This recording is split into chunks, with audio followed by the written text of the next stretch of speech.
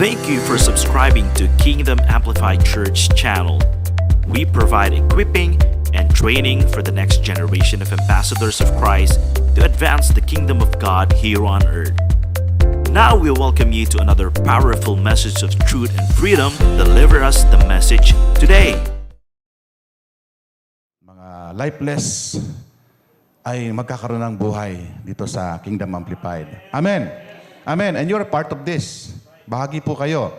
Kung ano mang meron ang Kingdom Amplified ngayon ay, of course, sa inyong participation. Kaya palakpakan natin ang ating mga sarili. Hallelujah. Amen. Bihira po minsan niyo ako makita sapagkat ako po ay nasa misyon. Kami po ay pabalik-balik sa Legazpi, Albay kasi tayo po ay nag-conduct doon ng isang school ng Kingdom. No? Kasi ang amin pong trabaho ay mag-influence o magbigay ng awareness sa mga churches regarding the Kingdom of God. Pagkatapos naming ng isang setting, nagre-request sila, Pastor, wag nyo kaming iwanan sa ere. Sinimulan nyo, tuloy-tuloy nyo na. So nang doon kami sa Bukidnon, gano'n naman po, ere ko, ang layo ng Bukidnon. From Cagayan de Oro, magta-travel ka ng more than 3 hours sa van, road travel. At they're requesting us na mag-conduct din ng School of the Kingdom. Kasi gustong-gusto nila na, sabi niya, tagal namin nagpastor, hindi namin nakita ito, nandyan lang pala sa harapan namin ang Kingdom. So, meron kaming grupo, iba-iba po kami mga churches, iba-iba aming pinanggalingang denominations, pero nagkaisa po kami na magsama-sama upang dalhin ang mensahe ng kaharian ng Diyos. Sabi ni Pastor Kangina, ang school o ang education system natin is exploiting the youth. May dadagdag ako doon. Hindi lang ang school ang nag-exploit ng mga youth natin, kundi ang religious church. The religious church is actually exploiting the people. Kaya makikita mong pagkakaiba nung nandito ka na sa kingdom, hindi nag-exploit, but we are equipping. We are, pinapabalabas natin yung potential ng bawat isa upang sa ganun maging kagamit-gamit tayo sa larangan ng buhay. No? So, ang kaharian ng Diyos ay nagpapalabas ng potensyal.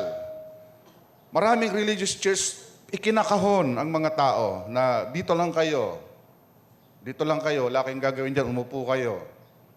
No? So ito yung pagkakaiba ng pagkakilala natin sa kaharian ng Diyos. Sa mga bago sa Panginoon o bago ngayon sa hapon na ito, gusto kong ibigay sa inyo impormasyon na hindi po tayo nagtuturo ng ibang doktrina.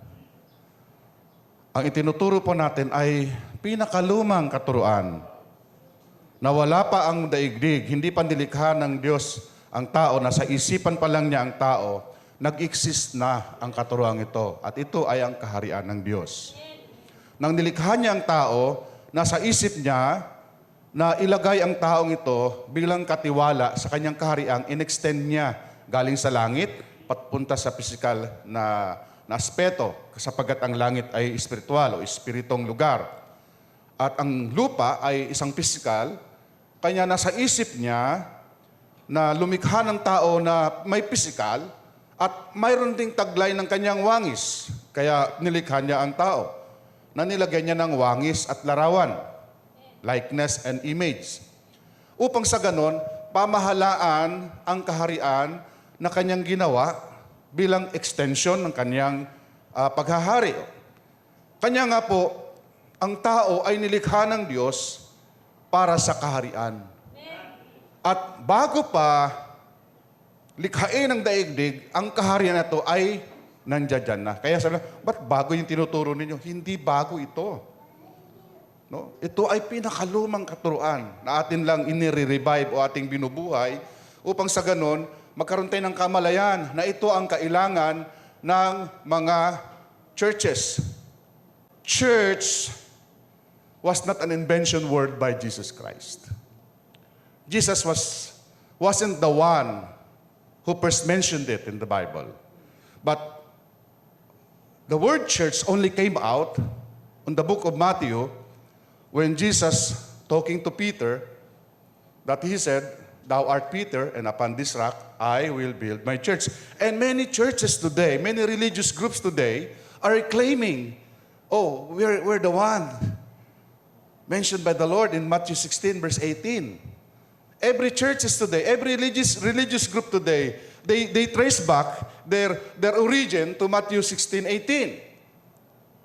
But don't you know that the word church is not a religious term? It is not.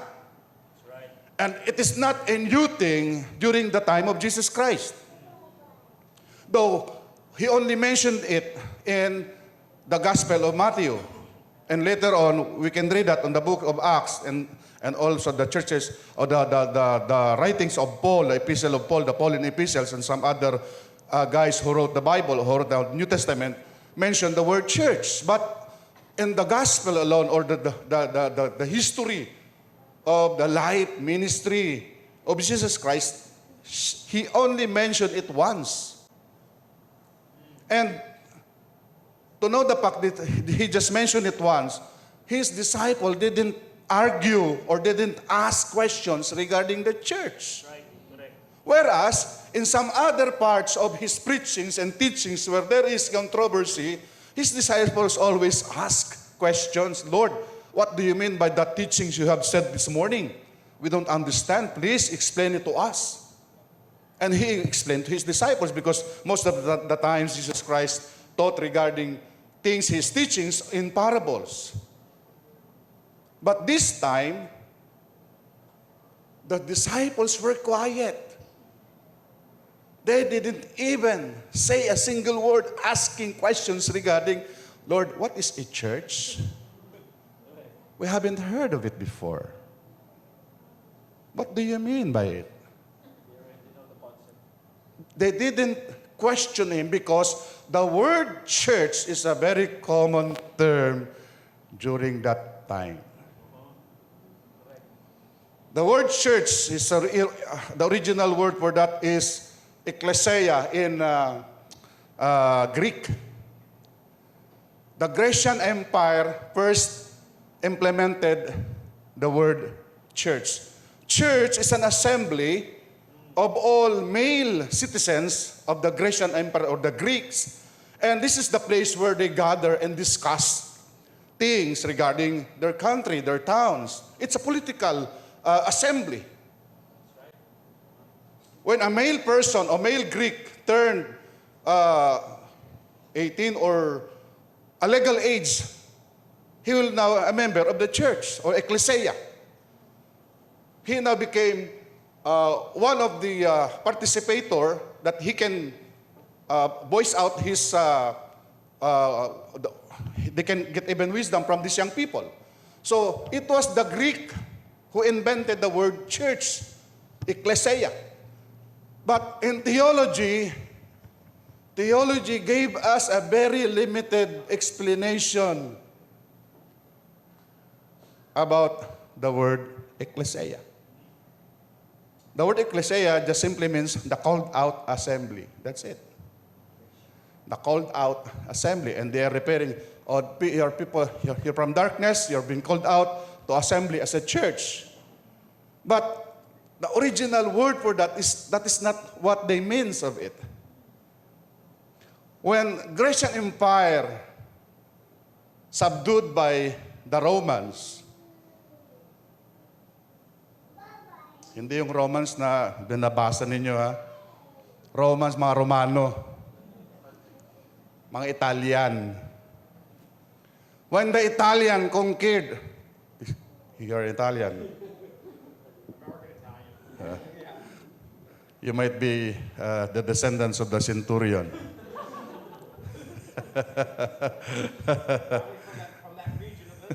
Yeah, maybe you're the descendants of the centurion in Italy. When Roman conquered the then known world from the Greek, because the Greek first conquered the world in terms of colonization. when they conquered Mesopotamia and even Palestine, the Greek culture was already visible. And even the language of the regions were Greek. So when the Italian came, they did not replace the language because people are enjoying and they want to learn the Greek language because Greek culture is very rich culture. In fact, Romans were very barbaric. But when they learn about the Greek culture, the Greek philosophy, they became one or most powerful country that conquered the world. The most powerful. No empire today could match the power of the Roman Empire. Because they conquered the whole Europe, the whole Middle East, up to India, up to Africa. So, Romans were so powerful during that time. And one of the things that the Romans copied from the Greek is the ecclesia. When they learned that the Greeks uses ecclesia to conquer and to reproduce their governments, they copied it and they mastered it. That's why they became so popular and they became so powerful because of ecclesia. Because in every place they put an ecclesia, meaning a place where they could hold on a government and put on a governor. And the governor has the one mind with the king or the emperor. The emperor produces many ecclesia, so that by that concept, they conquered the world. Because they spread so rapidly because of ecclesia concept. So what is ecclesia? Ecclesia is a political group or political aspect that the empire is using during that time. So when Jesus came, ecclesia were already existed all over the Roman Empire. It's already existed. So that's why God sent Jesus during the time of the Roman Empire, because the Roman Empire looks a lot almost the same as the concept of God regarding government. Because the concept of Roman Empire is colonization. Before that, the Syrian Empire, Byzantine Empire, they didn't colonize. When they go to Jerusalem, they get all the pogi and all the maganda and bring them back to their country. For example, Daniel and Shadrach, Meshach, and Abednego, there were young people, finest young people in Israel, and they brought them back to Iran or Persia or Babylon for them to be developed as servants of the king. The old people will remain and they're vulnerable of every attack, but they gather all the finest women, finest men. While when Romans came or the Grecian came, they did not get out or pull out citizens, but they brought their government inside the country. They brought their government, they brought their culture, they brought their language, meaning they transform the country to become like Rome, or to become like the Greeks, because the Greeks were the first came. So when Romans came in Palestine, Greek was already existing. And ecclesia is already existing. Now the Romans developed it. But what happened today?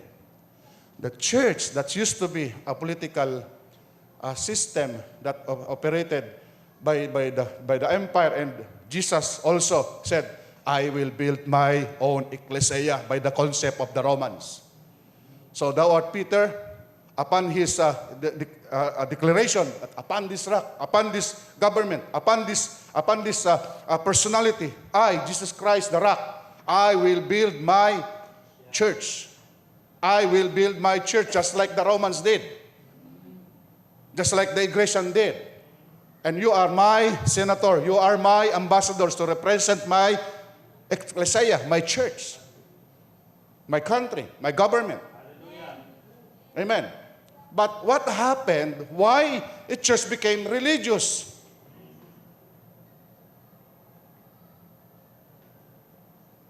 Hallelujah. If Jesus meant that the church he is building is a religious one, he is duplicating the temple of Jerusalem. But he didn't. That's why when he built the church, no Pharisees questioned him. Lord, why are you building another religious group? We have already one.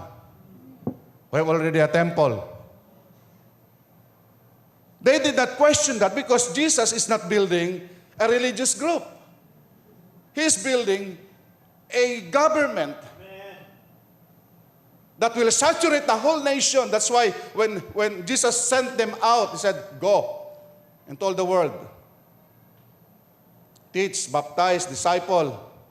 He's sending them to duplicate, to multiply the government of God, the kingdom. Amen? But what had happened?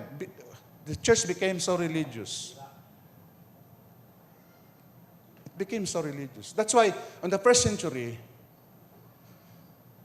apostles were martyred and persecuted because the government during that time were so threatened that there is another government arises. They were not persecuted because of their religion. Because there was so much freedom of religion during that time. There were so many religious groups popping up. But they were persecuted not because of the religious belief, but because of the government they are building inside the government. So they were threatened that we have another government. There's only one king, and it's Caesar. But these guys, these people are bringing another government. So they were persecuted. So church, Taglish, sorry Rich. Okay. The term, eto pa. Pag sinabi kasi nating iglesia, isa lang nasa isip natin. Ano yun? Yung mga patulis. Tama, mali. Pag sabi iglesia, isa lang nasa isip natin. Yung, you know what I mean? Yes. But that word is very exploited words. Sapagkat ang word na yan ay hindi tumutukoy sa simbahang relihiyon. Ang word na yan ay tumutukoy, ang word kasing iglesia ay, yan po ang Tagalog term natin sa eklesia. Kasi ang eklesia ay wala pong siyang katumbas na salita sa Tagalog na pwede nating isalin. Hindi po siya pwedeng sabing simbahan. Kasi ang eklesia ay hindi religious group o hindi religious entity. Wala siyang pwedeng ihambing na anong simbahan nyo. So you are referring to a two different word. Ecclesia or simbahan, they're different. Totally different. Pero ang ginawa ng theology, pinag-isa, yung simbahan ginawang iglesia. You see? Kaya napakalamaling konsepto na pag sinabi ting, sang iglesia ka? Ay, hindi po ako iglesia, sorry po. Kasi ang nasa isip natin, sila lang ang mayroong karapatan o entitled na gamitin yung word na yon. Actually, yung word na yon ay isang generic word na hindi nga tumutukoy sa pananampalataya o pananambahan sapagkat ito ay tumutukoy sa isang gobyernong kapamahalaan.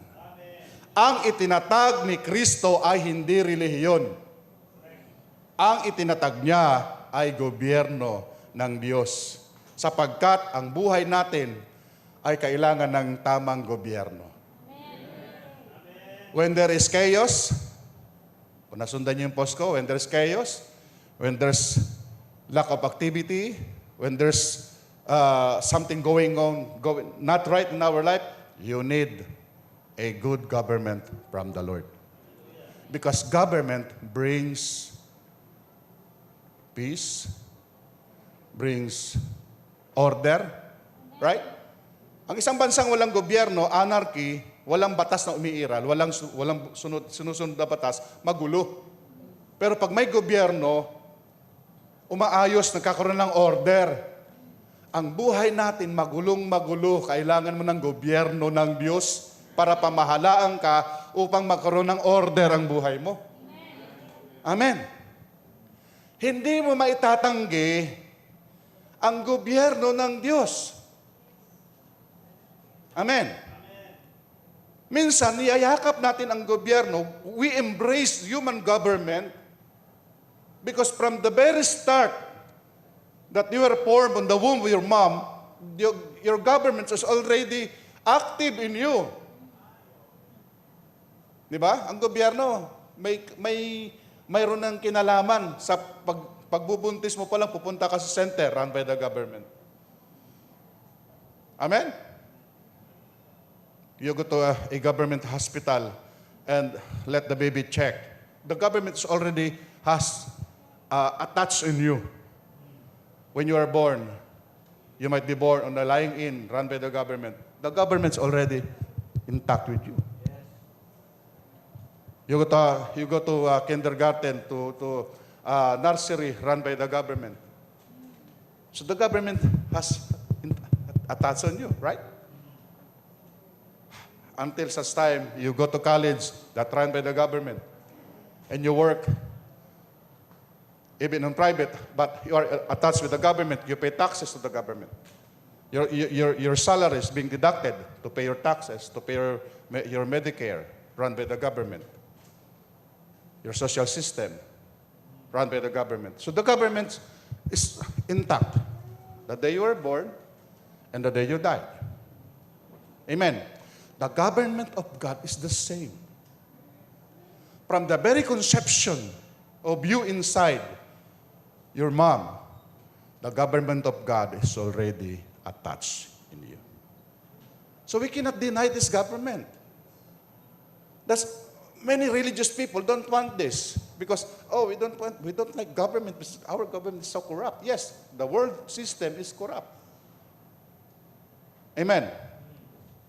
Actually, that is not my topic. I've gone too long for that. I hope I could make it to establish my point this afternoon. I was asked by our pastor to continue what Pastor Jabo has preached last Sunday regarding the disenyo. Hindi sa inyo. Okay? Disenyo. So, as a kingdom preacher, it took me a while to really embrace the system because of my learning, my discipline. My discipline in theology was so strong that I almost reject the revelation from the kingdom. But one thing I learned, if you're full of that kind of stuff, this kingdom message will not really your thing. That's why when we are in Bicol, whenever I had a chance to have our lecture, many theologians are popping and hey, because I'm not attacking them, but because of my discipline, I go with that thing that really perk up their mind. Naantig ko yung mga damdamin nila dahil natatamaan yung ego. Sabi ko, pares lang tayo noon, pero kailangan mong bunutin yan. Kung hindi mo binubunot yan, hindi yan lalagyan ng Diyos. So it took me a while to embrace it, but praise God, my son got it. almost instantly when they heard it. But for me, it took me a while. Because I had a problem with the revelations and the illuminations and inspirations. Because in theology, we call it hermeneutics, the science or art of interpretation. We were taught that you never go outside of the text or outside of the thought. You always reach for this purpose, of this concept, never allowing yourself to go beyond. Otherwise, you're out of context. So, in hermeneutics, there is what we call revelations, inspirations, and illuminations. In revelations, there are two kinds. Natural revelations. What are natural revelations? The sun, the nature, the moon, the stars, those were created by God.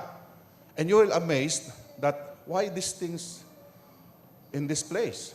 And you can recognize, makikilala mo na ang Diyos ang may gawa nito, mamamangha ka. That is natural revelations. Pero hindi ka maliligtas sa natural revelation. Hindi ka magkakaroon ng personal na relasyon sa Diyos sa natural revelation. Kaya ngayong ating mga ninuno, tinatawag silang mga mga sumasamba sa mga puno, animistic ang ating mga ninuno, masamba sa buwan, sa batis, mga something na kakaiba. Sapagkat they knew that they were in close with God with this. But this revelation, this natural revelation, has nothing to do with your personal relationship with God. You can only have personal revelation or relationship with God when you receive the personal revelation. The special revelation, what we call natural, and then special. Special revelations like, for example, Adam, yes, Adam walk with God. Abraham received the word from God directly. That is the personal revelations, and so on and so forth of those patriarchs and even some prophets. Today, we have the Bible.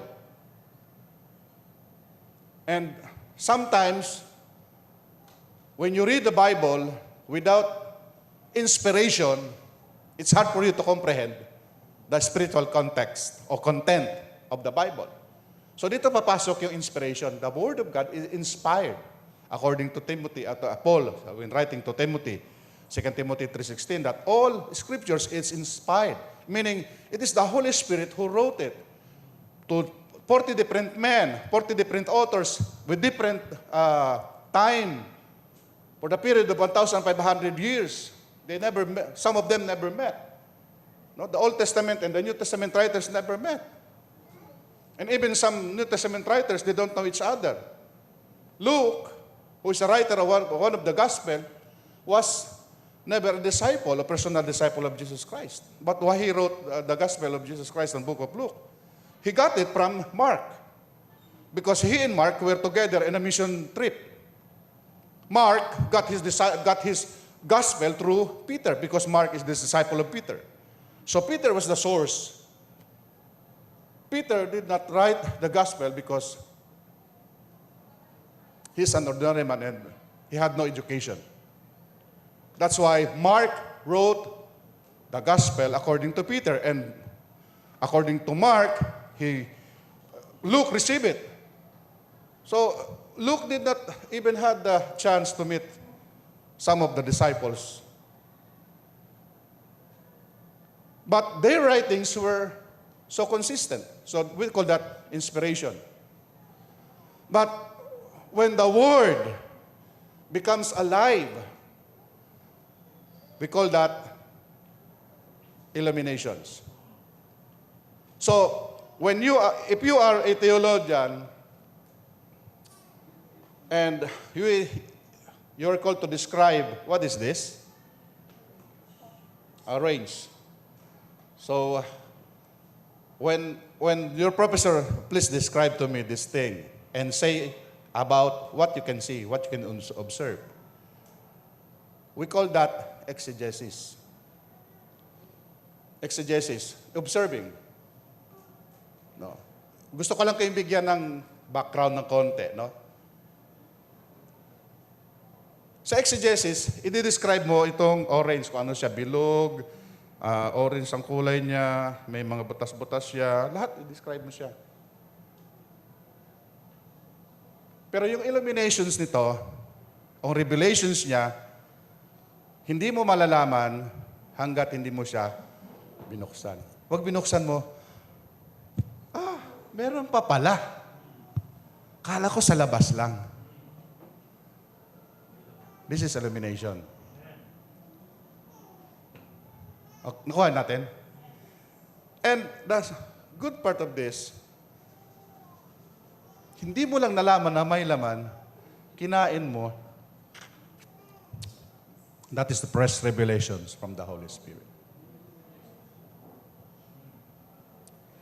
Maraming Kristiyano, tinitingnan lang ang orange. Ang ganda ng orange. Kulay orange siya. Bilog. Pero yung tunay na illuminations ay mabubuksan mo siya at natikman mo. Ako po, hanggang bukas lang ako sa orange, hindi ko siya tinitikman nung ako po ay nasa theology. Pero natikman ko siya. That is the revelation of the Holy Spirit.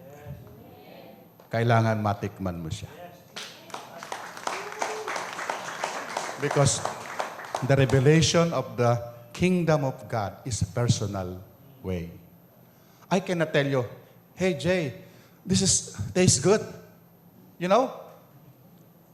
I can describe it tingles in my mouth. You cannot agree with me until you taste it by yourself.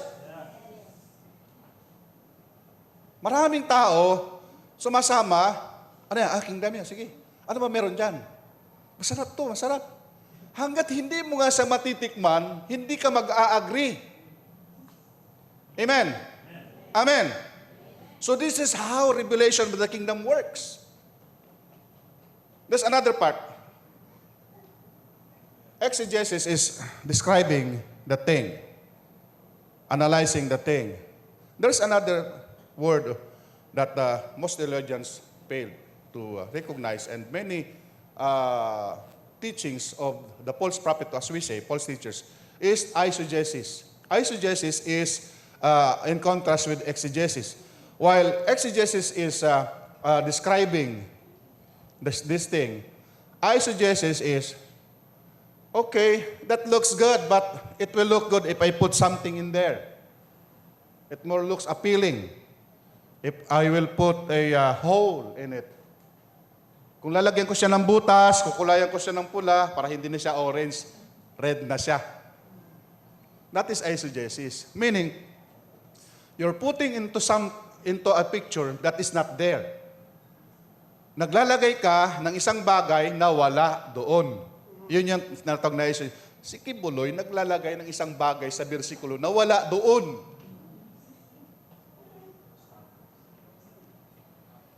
Kinukulayan niya ang isang bagay na hindi naman niya yun kulay.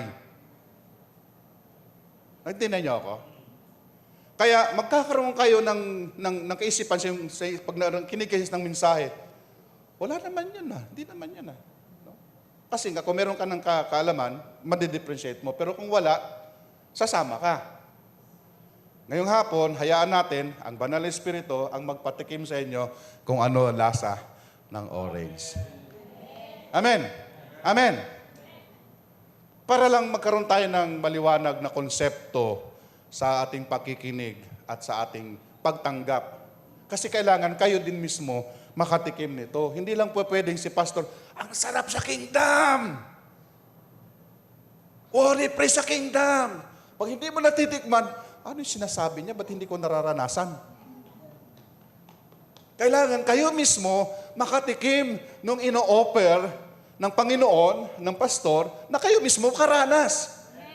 Kasi magkakaroon din kayo ng panibagong, yung orange, pwede pala siyang gawing juice. Amen? Pwede pala siyang gawing candy. Out of this fruit, you can make any certain product, byproduct of this. Sa kingdom po, kailangan magkaroon ka ng personal na kamalayan. Kaya ngayong hapon at sa mga susunod pang mga araw, we are praying na all of us can really taste what the kingdom of God is. Amen. Ang hirap ipasok tuloy yung aking ituturo. 3 hanggang 3:30. Okay. So, gusto ko lang bigyan tayo ng kaunting background. Noong nakaraan, ang sabi ng ating tagapagsalita, kailangan ikaw ay makapasok sa loob ng kaharian. At nagbigay siya ng mga ilang mga punto paano tayo makakapasok. Amen. Kailangan makapasok tayo sa loob. Kasi kung hindi, tutunganga ka lang sa labas. Maraming born again, pero walang napasok. Kasi ang requirement sa born again, dapat may mapasok ka. Kasi 1 John 3:3, no? Seeing. You must be born again to see the kingdom. Verse 5, you must be born again by water and spirit to enter into the kingdom. Kaya lagaw tinatanong, sinong born again dito? Taas ang kamay, lahat born again eh. Ano na po nakita nyo? Ano na po napasok nyo? Ano yun? Meron bang ganon? Balikan natin yung salita, di ba? Para ka makakita ng kaharian, dapat isilang ka muli. Para ka makapasok, dapat kang isilang muli. Maraming Kristiyano, nasa labas lang ng kaharian. Nakatanaw lang sa kaharian. Kailangan pumapasok natin siya. Nung linggo, binigyan tayo ng mga ilang puntos paano makapasok at anong gagawin sa loob. Kaya nung umaga, nag-post ako na Jesus never said that, seek me first. But He said, seek first the kingdom. Tama? May sumagot. Sabi doon, Jesus said, I am the way, the truth, and the life. No man comes to the Father but by me. Alam ko yung ibig niyang sabihin. Sabi ko, Lord, sasagutin ko ba? Kasi may konting paghahamon eh. Then, sabi ng Lord, sagutin mo para maliwanagan siya. Sinagot ko. Sabi ko, si Jesus Christ, kailan kompleto kasi pag Jesus lang, hindi, tao lang yun. Baka pangalan ng asawa nyo, Jesus, siya yung tinutukoy nyo. No? Alala ko tuloy yung kwento ng isang kasama naming kingdom preacher. Yung pangalan ng biyanan niya, Jesus. Niyaya niya magsimba. Hindi mananampalataya. Nagsimba naman daw sa kakukulit niya nung nasa likod. Nung purihin ka, Jesus! Ano niya sa mga tao ito? Pinupuri na nila ako, makalabas na nga dito. Kasi purihin ka, Jesus. Wala siyang kamalayan kung akala niya siya yung tinutukoy. No? Pag sinabi lang natin Jesus, tao lang yun. Kailangan kompleto. Jesus the Christ. Jesus ang Mesiyas. No? Yun yung tama. Jesus ang Mesiyas. Hindi po niya apelido yung Christ. Jesus Christ. Pangalan niya tsaka apelido. Hindi po. Ang Christ po ay title. No? Kristo. Si Jesus Christ ang iyong daan patungo sa kaharian. Kasi sabi niya, way, truth, life. Si Hesus Kristo ang iyong katotohanan sa loob ng kaharian. Kung wala si Hesus Kristo sa kaloob ng kaharian, wala kang katotohanan dyan. Kung hindi sa pamamagitan ni Hesus Kristo, hindi ka makakapasok sa kaharian sapagkat siya ang daan. Amen. Way, truth, life. Si Hesus Kristo ang iyong buhay within the kingdom of God. Jesus is the way to the kingdom. Jesus Christ is the truth inside the kingdom. Jesus Christ is the life within the kingdom. Habang nasa kaharian ka ng Diyos, si Hesus Kristo ang buhay mo. Ang problema, maraming tao nakatambay sa daan. Ang ganda ng daan.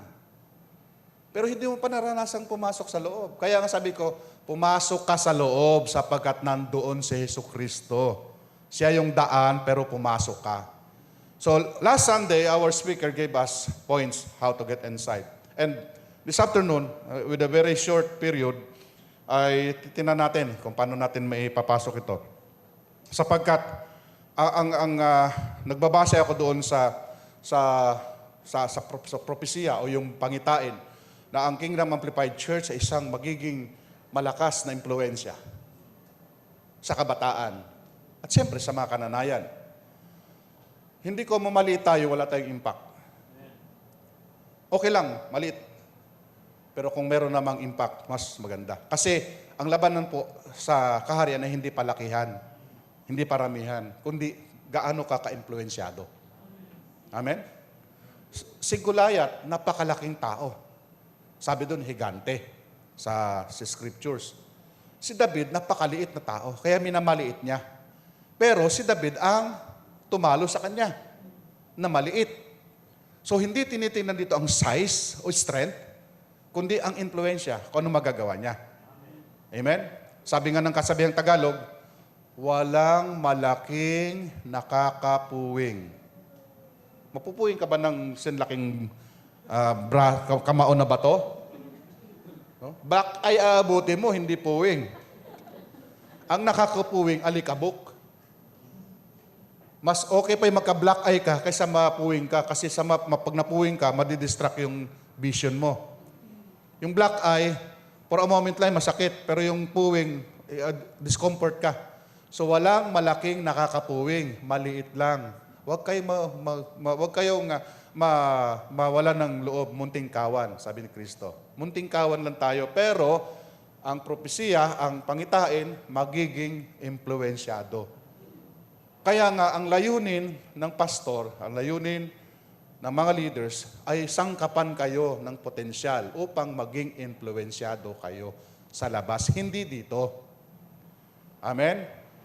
Ang impluensya nyo, hindi kailangan dito. Ang impluensya nyo, dalhin nyo sa labas kung saan kayo nagro-rule and reign. Bilang isang gobyerno, tayo po'y pumupunta dito para lang mag-equip, magpalakasan. Pero ang totoo nating pamamahala, nasa labas. Una, buhay mo. Pangalawa, sabi ni Kristo, di ba? You shall be my witnesses in Jerusalem, in Judea, Samaria, in uttermost part of the earth. Tayo po ay kailangan mag-impluensya sa lugar na kung saan ito yung ating domain o yung lugar na ating saan kilala tayo. Dapat doon tayo makilala. Dito po, kaya dito walang pataasan, walang dito eh. Hindi tayo nagkukompetensya. Unlike sa religious church, may kompetensya. Pag mas magaling kumantay, mas magaling ako dyan. Kasi pagalingan, dito po walang pagalingan. Dito po nagsasangkap tayo, are equipping and letting your potentials shine para magamit natin yan sa labas. Pagkatapos nun, worn out na kayo sa labas, punta kayo dito sapagkat magpapalakasan tayo, magse-celebrate tayo. This is the government of God works.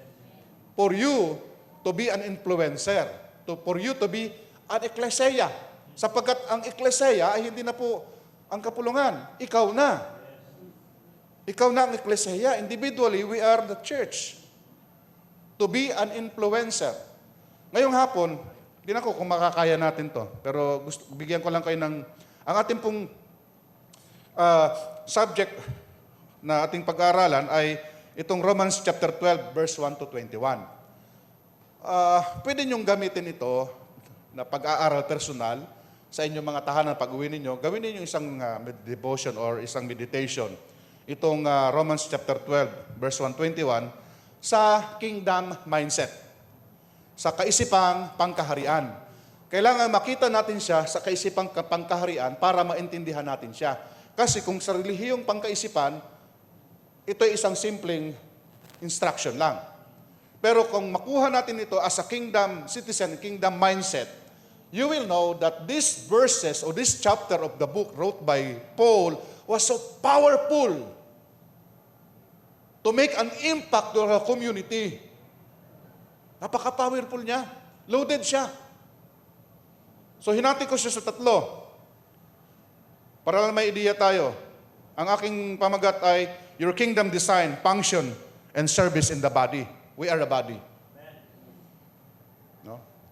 Member tayo ng isa't isa. Nagko-complement tayo sa isa't isa. We are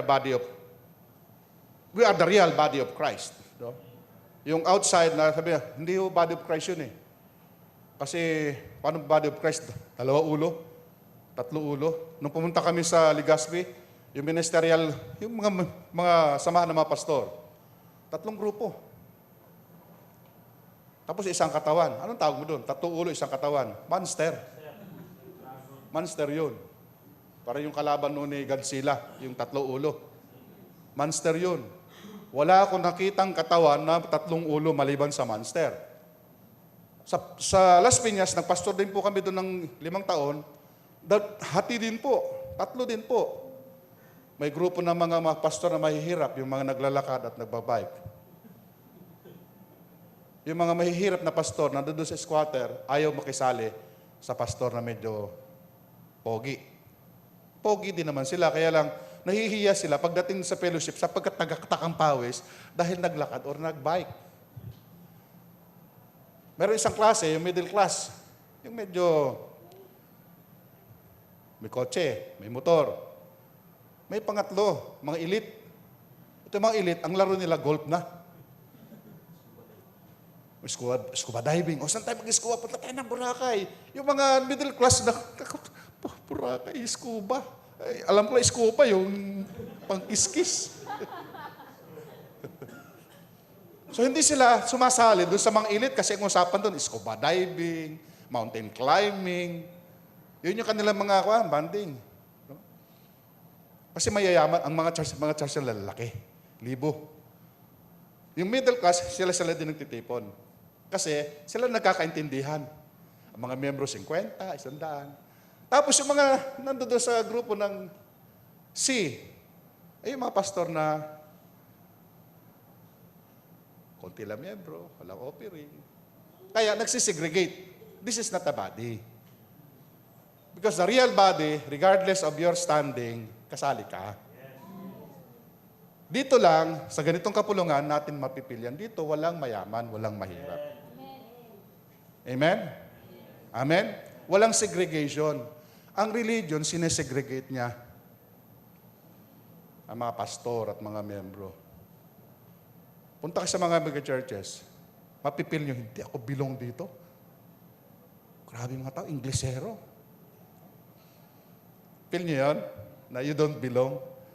Balik na lang ako sa KAC. Doon na lang ako. So this is the body. So, hinati ko sa 3. Your kingdom design, your function, and your service in the body. When I say the body, we are the body. Tayo. No, tayo ang body.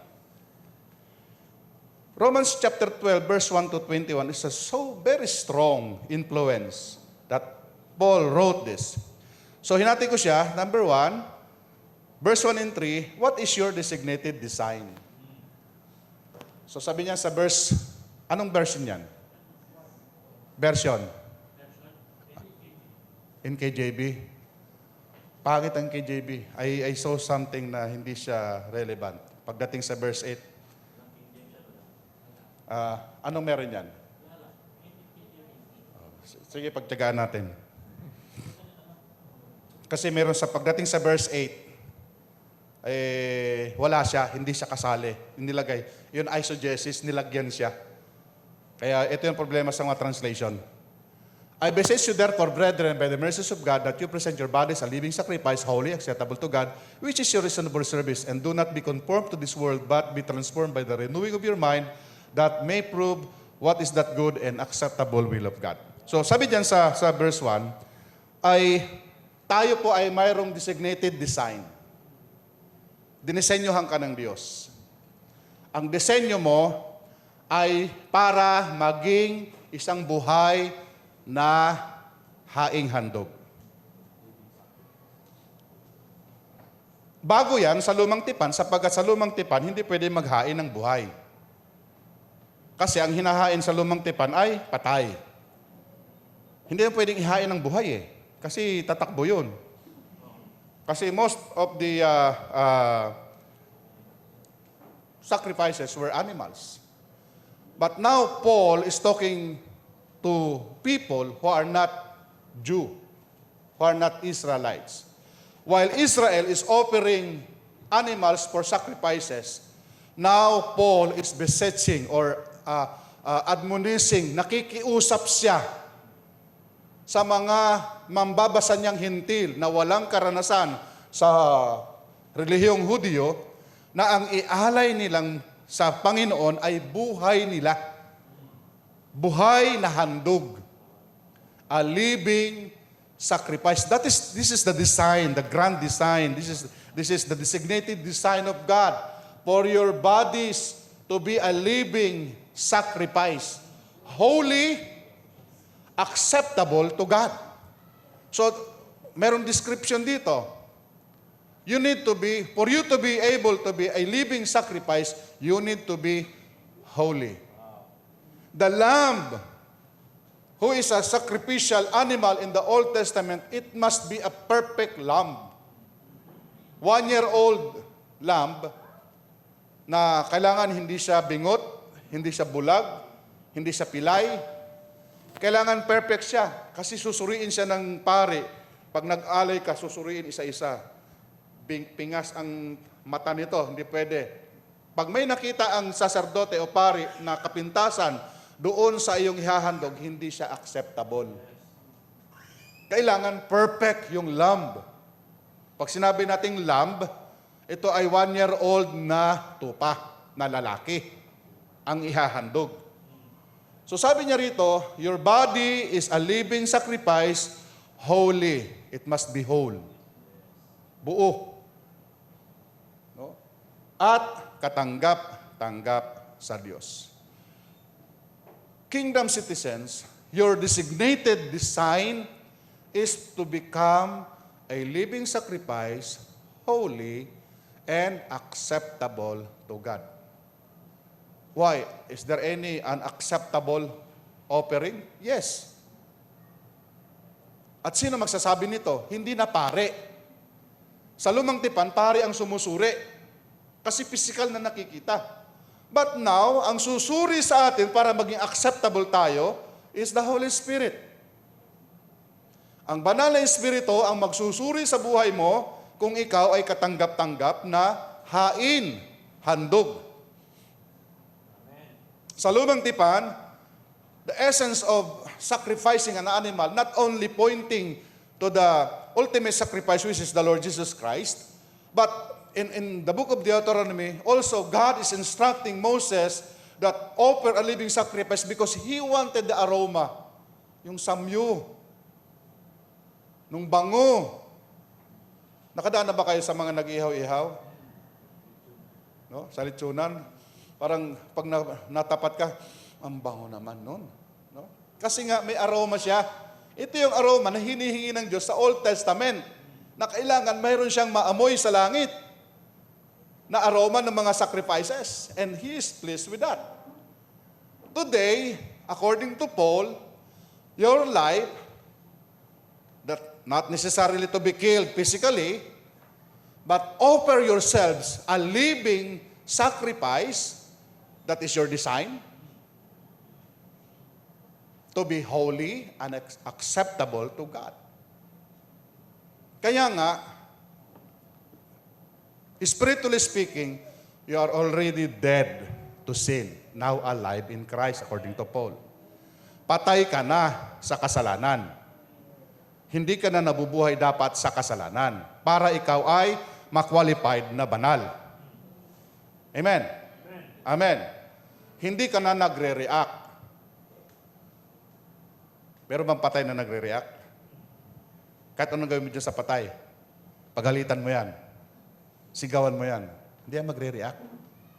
Ang nagre-react, buhay. Sigawan mo yan. Pagsalita ng masasakit, magre-react yan. Amen? Ang kingdom citizen, patay na. Sa laman. Kaya nga, kung makakarinig ka ng mga negative na mga salita, hindi ka na apektado. Amen. hindi ka na apektado sapagkat patay ka na. Pag ikaw ay tinutukso, hindi ka na bumibigay. Bakit? Patay ka na. Sabi mo sa katabi mo, ikaw, buhay pa ba?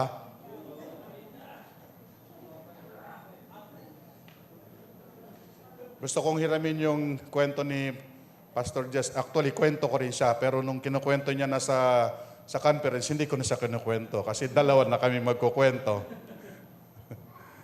Yung mag-ama, actually, nabasa ko siya sa isang article ng mga pambatang istorya. Pero mag-ama, malayong kanilang lupain. Ang kwento ni Pastor Jess ay nagsakay. Sa akin naman, bisiro, yung kabayong maliit, ibebenta nila sa bayan kasi wala silang pera.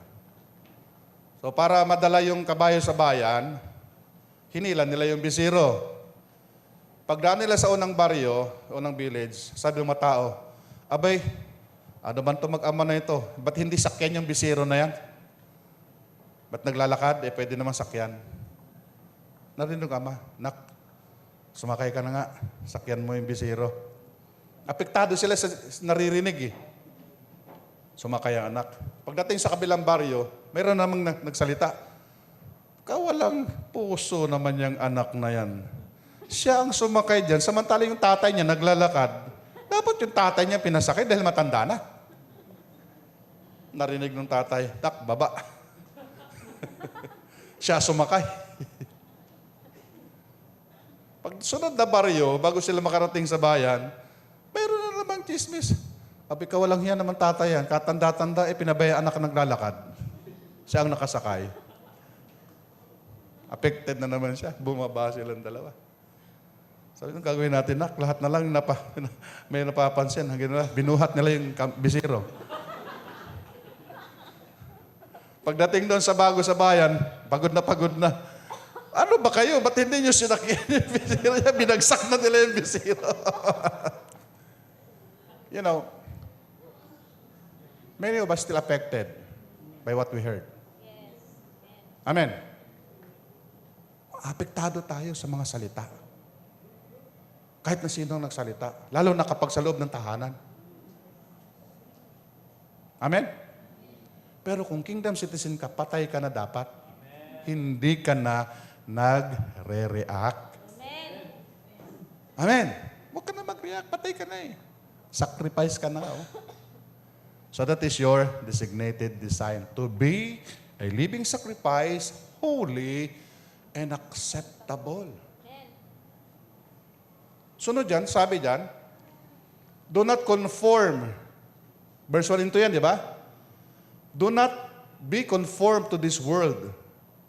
Ibig sabihin, huwag kang kumopya sa daigdig na ito. Huwag mong gayahin ang daigdig na ito. Ikaw ay kingdom citizen, hindi mo dapat ginagawa o ginagaya ang gawain ng mga tao sa sanlibutan na ito. Mag-iba ka na. Kung titignan mo yung salitang world, ang sinabi dyan ay this age, this present age. Actually, tatlo yung word na makikita natin sa Griego. Dito, ang ginamit ay aion, means present age. Yung ginamit sa John 3:16 ay cosmos. Maraming beses ang cosmos ginamit. Cosmos is this world system. At yung ginamit naman sa Matthew 24:14 ay ibang world din yun. Ang sabi dun ay oikomeni, meaning household. No? Kaya, iba-iba ang pangahulugan sa salita nito. Kaya mahalaga, maintindihan natin yung original. Dito ang ginamit na word ay present age. Ibig sabihin, sa ngayong kalagayan, huwag mong gayahin ang mga tao sa paligid mo, mag-iba ka sa pamamagitan ng pagbabago ng iyong isip. Ang pagbabago nagsisimula sa isip. Saan bang isip natin? Dito. Parehas, no? Kasi ano yung masusunod? Puso, isip. Actually, wala eh. Kasi parehas lang yan. Puso tsaka isip eh. Isa lang yan eh. Nag-iisip ang puso? Hindi, tumitibok yan. No? Ang emotions mo hindi galing sa puso, galing dito. Sa will. Soul ay is the seat of your will, emotions, and intellect. Sabi natin speaker, dapat ang order niya ay will, intellect, and emotions. Ito yung order. Pero maraming tao, ang order ganito, emotions, intellect, and will. Nahuhuli yung will. Ano ba yung will? Yung will yung pagpapasya. Kaya kung emotions ang nauuna sa'yo, bago ka magpasya, bago ka mag-isip, ginawa mo na. Kasi emotions ang nauna eh. Hello? Kaya sabi na, ano matimbang isip o puso? Parehas lang yun eh. Ang ibig lang sabihin, dapat hindi emotion mo ang nauuna sa order. Ang dapat nauuna, will. Mag-isip ka muna bago mo pagganahin ang emotion. Sa mga nangliligaw at mga nililigawan, huwag pairalin ng emosyon. Amen? Boyfriend, girlfriend, mag-asawa. Actually, yung love, deceiving siya. Kasi, ang love nanggagaling sa emotions. Pero, dapat balansin ng will. Pero maraming mga kabataan ang nag-exercise ng love out of feelings. Feelings and emotions were different thing. Feeling ko, mahal na kita bro. Feeling, hindi emotion, hindi yung love. Feeling lang. Maraming mag-girlfriend, feeling lang nila, in love sila sa isa't isa. Yung feeling, after 5 seconds, nawawala yan. Nakakita ka na ng iba, ay, feel ko to. So, bye-bye. Kasi nga, feelings is parang lukso lang ng dugo eh. So, hindi dapat emotions, dapat will ang nauuna. Sapagkat magpapasya ka sa iyong isipan. Ito yung binabago. Maraming Kristiyano emotional. Pagdating sa church, sorry Lord, sorry. Pag-uwi, nagpagpag lang. Back to normal. Kasi nga, emotional. Hindi driven by mind or by the will. So, sabi ni Paul, renewing your transformation comes from the renewing of your mind. Transformation is the word metamorpho. The Greek word is metamorpho, meaning metamorphosis. Ibig sabihin ng metamorphosis is complete change in your science. Go back to your biology. Butterfly from larvae to, ano ba sunod ng kanya? Bakukon, tapos magiging butterfly. Complete change, metamorpho. Sabi dito, kailangan yung transformation mo ay magbunga ng renewing. Ano ba ang unang preaching ni Jesus Christ? Repent. This is repentance. Renewing of mind. Repentance is not remorse o nalungkot ka lang dahil may ginawa kang kasalanan. Repentance is changing your mindset. It's 180 degrees turn. Kailangan tumalikod ka. This is the renewing of the mind. So that you may prove what is good. Hindi mo mapoprove yung good kung emotional ka. Amen. Kasi lahat ng emotional, walang kinikilalang good or bad. Tama? Yung mga in love sa maling kaparaanan, walang kinikilalang good yan. Basta ang importante, yung emotions niya, ma-deliver niya. So, the mind is the vital thing of your transformation because this will prove what is good and acceptable, the perfect will of God. Your will and His will should meet. Kailangan kaisa natin siya ng isipan. Philippians 2:5, let this mind of Christ be in you, sabi ni Paul. Kailangan magkaparehas tayo ng isip. You can never be my church if we don't have the same mind. Because the Senate or the churches or the ecclesia during the Roman Empire, the Senate or the representative of the church has one mind with the emperor. Kailangan kaisa tayo ng isip. Kasi kung hindi kita kaisa ng isip, hindi mo ma-implement yung gusto ko. No? So ang mga Senate o mga representative niya is actually a reproduction of himself. So Jesus as our King wanted His mind be in us. To be in accordance with His mind so that we can present our bodies acceptable, pleasing to God, holy to God. Otherwise, hindi natin ito magagawa. So your designated design is present your body, living sacrifice, holy, acceptable, by the renewing of your mind. Kaya nga dito, walang kopyahan. Kanya-kanya tayo ng assignment. Amen. Yung assignment niya, hindi mo assignment. May gagawin kang sayo. Ayon sa disenyo mo, ayon sa sukat ng pananampalatayang iniligay ng Diyos sa buhay mo. Hindi ko siguro matatapos to, pero bigyan ko kayo ng pahapyaw. Sunod doon ay verse 4 hanggang 9.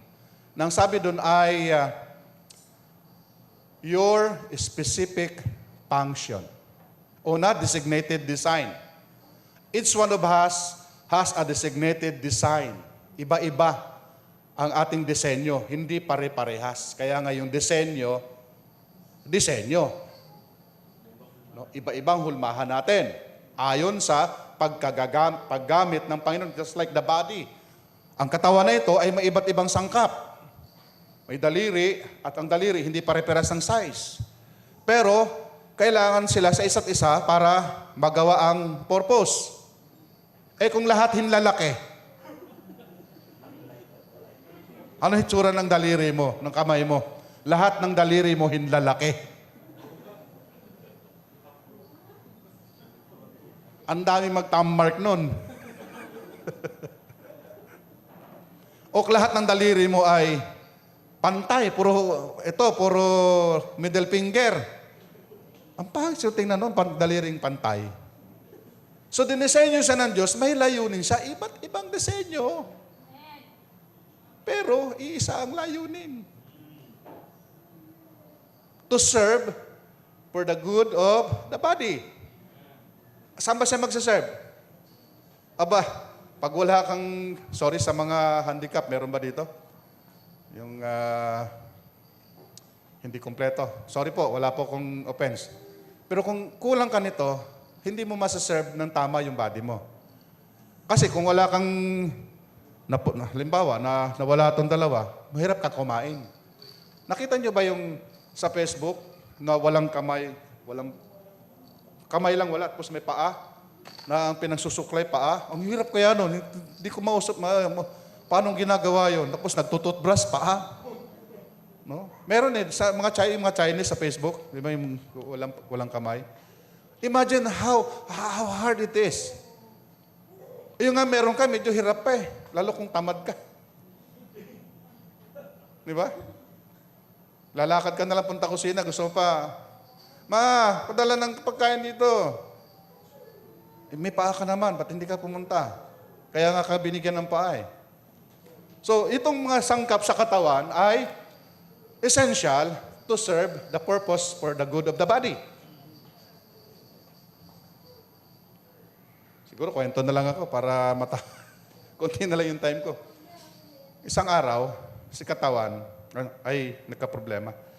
Si kamay ay nagsabi niya, Bibig, wala ka bang napapansin? Alam niyo yung istorya, no? Pero ulitin ko kasi relevant siya. Sabi ng bibig, ano yun? Pag meron sa body, merong magsalitang wala ka bang napapansin? Putulin niyo kagad yung kasi division yun.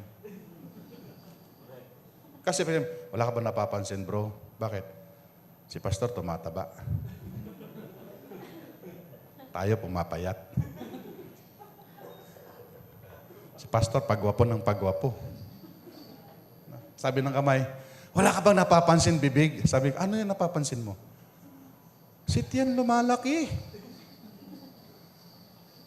Kain ka ng kain. Hindi ka lumalaki. Si Tian lumalaki. Ako napapagod ka susubo sa bunganga mo. Kinungoya mo siya. Pero hindi ka lumalaki. Hindi rin ako lumalaki. Si Tian ang lumalaki.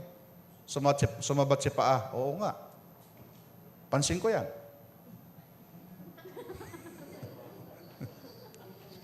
Papagod ako pumunta sa kusina. Lakad ng lakad doon. Hindi naman ako lumalaki.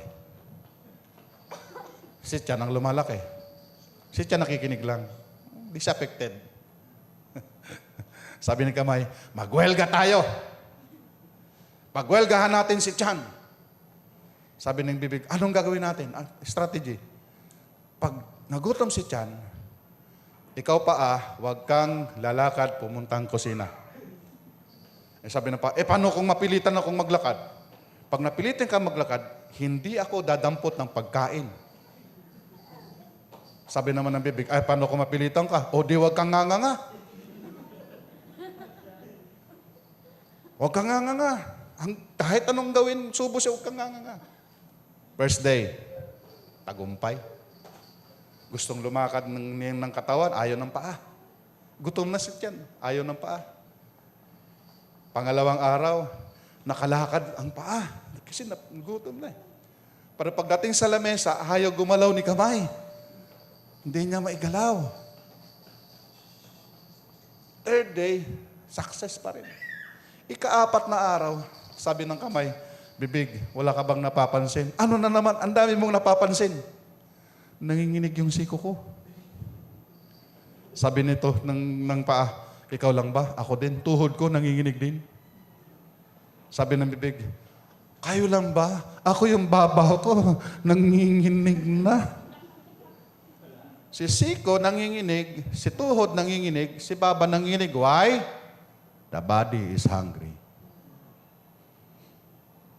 Yung ginawa nilang pagwewelga para kay Tian, ang naapektuhan sila.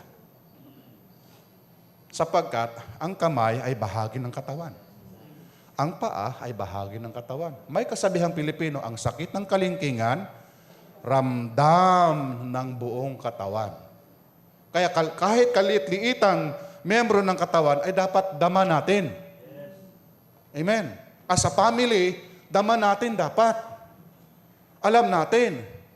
And this serves dito sa susunod, your specific function. No?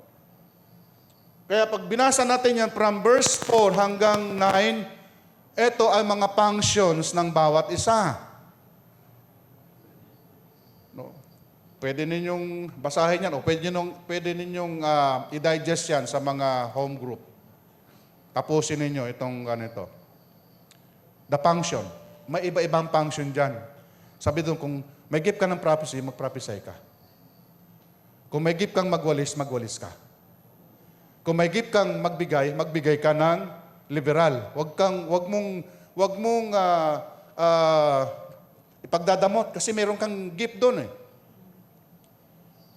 Kung meron kang kaloob para sa ikakocontribute sa katawan, do it. Because that is your specific function. Amen. Yung function ng mga natao dito ay maring hindi mo function, pero hindi ibig sabihin na hindi ka na kagamit-gamit. Ang kalingking ay may gamit. Kahit yung ingron sa paa, may gamit yan. Kaya wag natin tinatanggal. Anong gamit yan?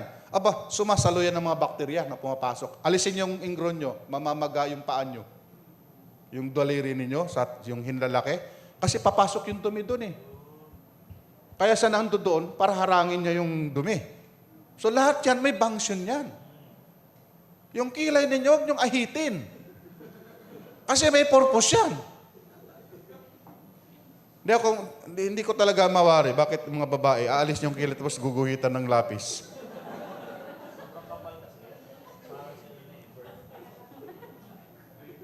Why is that? Can you figure it, Rich, why women are doing that? Why they... I've been trying to figure that out for 60-something years.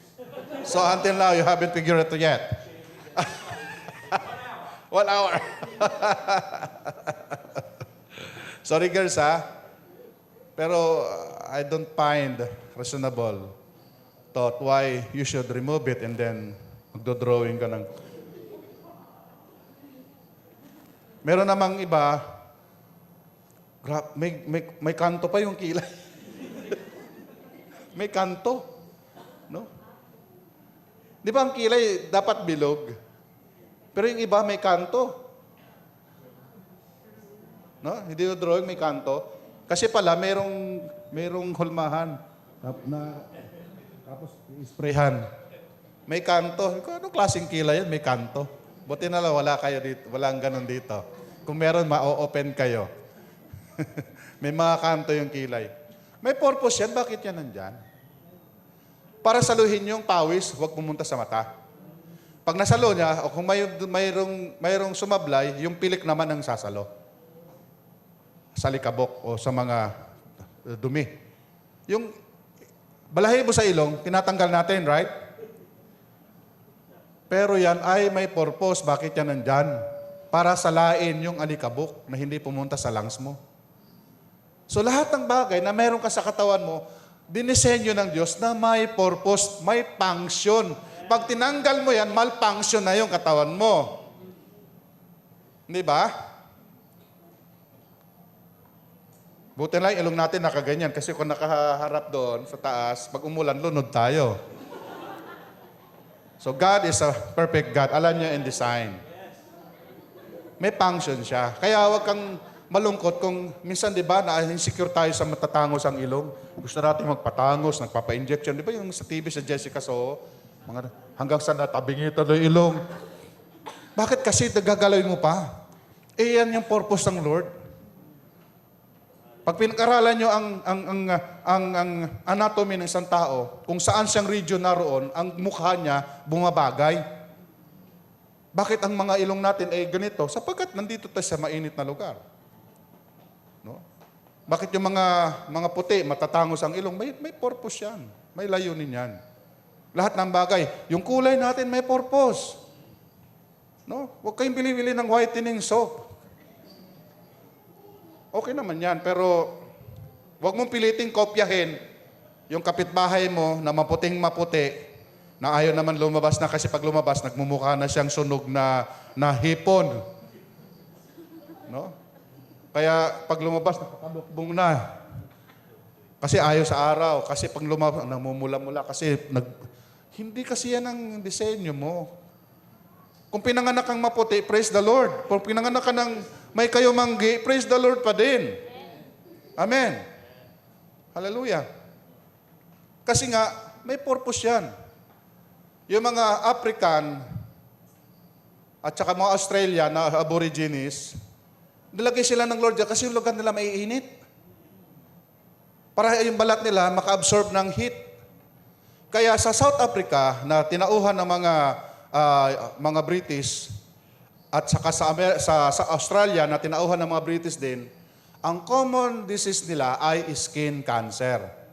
Why? Because their skin is not suitable for the climate of the land.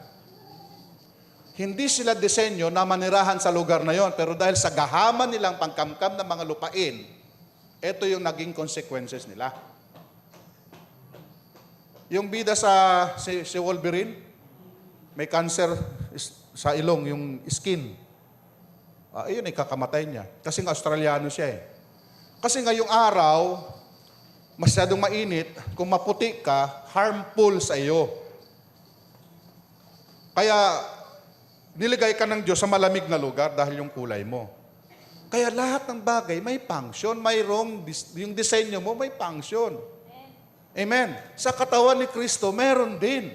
May specific function ayon sa designated design. Amen. Next, wala na tayo oras. Sa verse 10 hanggang 20, kasi ang sarap siyang aralin. Ikaw niyo, gawin niyo, i-digest ito sa inyong mga Bible study. Sa verse 10 hanggang 20, ang sinasabi diyan ay your quality service to the body. Una ay designated design, verse 1 and 3. Verse 4 to 9 is your specific function. Kung ano ka, mag-function ka. And then verse 10 hanggang 20, ang sinasabi dyan ni Paul ay your quality service. Magsasite lang ako ng isang verse. Sa verse 9, sabi dito, don't just pretend to love others, really love them. Hate what is wrong, hold tightly to what is good. Verse 10, dito magsisimula. Your quality of service is love each other with genuine. What is the adjective? Genuine affection and take delight in honoring each other. This is your quality service to the body. Verse, saan na yan? Let love be without hypocrisy. Huwag lang yung beso-beso. Pagtapos pagtalikod, baho naman. No? Abhor what is evil. Ibig sabihin, abhor, umiwas. Cling to what is good. Be kindly affectionate to one another. This is quality. Pag umibig ka, yung sincere, hindi pa imbabaw. Ang pinag-usapan natin ito, gaano ka mag-deliver ng service mo sa iyong kapwa. Yan ba ay paimbabaw o sa puso?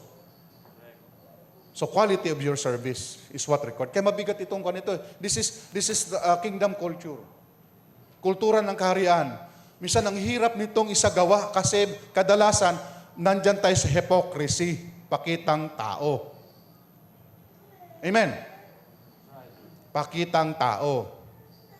Kaya sabi diyan, be kindly affectionate to one another with brotherly love in honor, giving preference to one another, not lacking in diligence, fervent in spirit, serving the Lord, rejoicing in hope, patient in tribulation, continue steadfastly in prayer, distributing to the needs of the saints. Underline the word, distributing to the needs of the saints. Who are the saints? Your fellow citizens. Deliver a quality service to your fellow citizens, not with hypocrisy. Kung tumulong ng bukal sa loob. Amen? Huwag nang, tinulungan kita. Pag ako, tulungan mo rin ha. O kaya, binibilang yung tulong. Serve, distribute the needs of the saints. Ito, given to hospitality.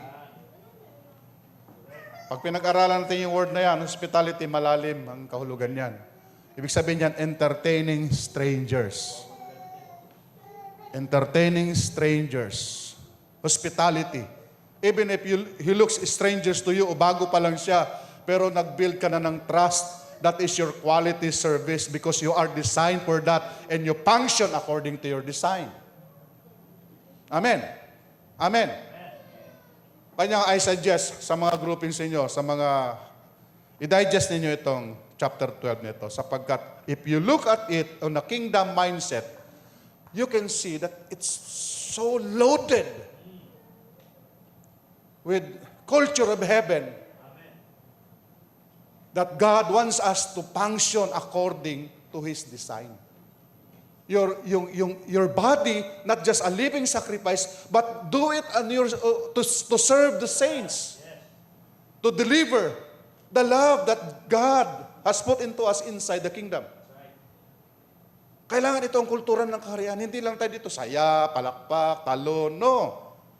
Ito yung realistic, this is the real thing in us. When you serve your purpose, when you serve your gifts, sabi natin last speaker nung last Sunday, serve your gifts without asking in return. Kasi gusto mong matikman nila ang kaharian. You are just like offering an orange. Kapatid, masarap yung orange, pero wala ka nang binibigay. Talaga, masarap? Oo. Tapos kain ka ng kain. Sarap dito.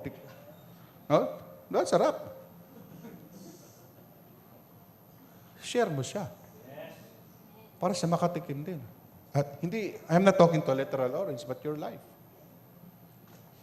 Nakita mo yung kapatid mo, Diba, sabi ni James, kung nakita mong hubad, bigyan mo damit. Huwag lang yung, praise the Lord, brother. Kung gutom, oh, God bless you. Kung meron kang dalawa, bigyan mo sa kanya isa. Amen. This is kingdom living. This is how the body of Christ operates. This is how kingdom citizens act inside the kingdom of God. Amen. Kung hindi natin ito ma-practice sa loob ng ating kapulungan, mahirap siya i-practice sa labas. So ang pagpapraktisan mo ay ang kapatiran at pagkatapos ilabas mo siya doon sa domain mo.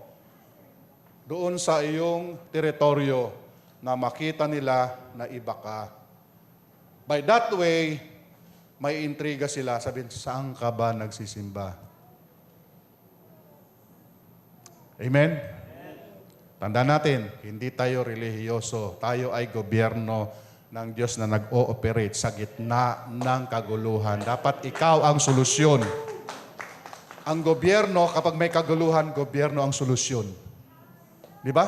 Papadala yung mga peacekeeping corps, mga sundalo para ma-pacify, magkaroon ng kapayapaan. Ang buhay mo ay solusyon na dadalhin ng Diyos sa mga buhay na naguguluhan. Amen?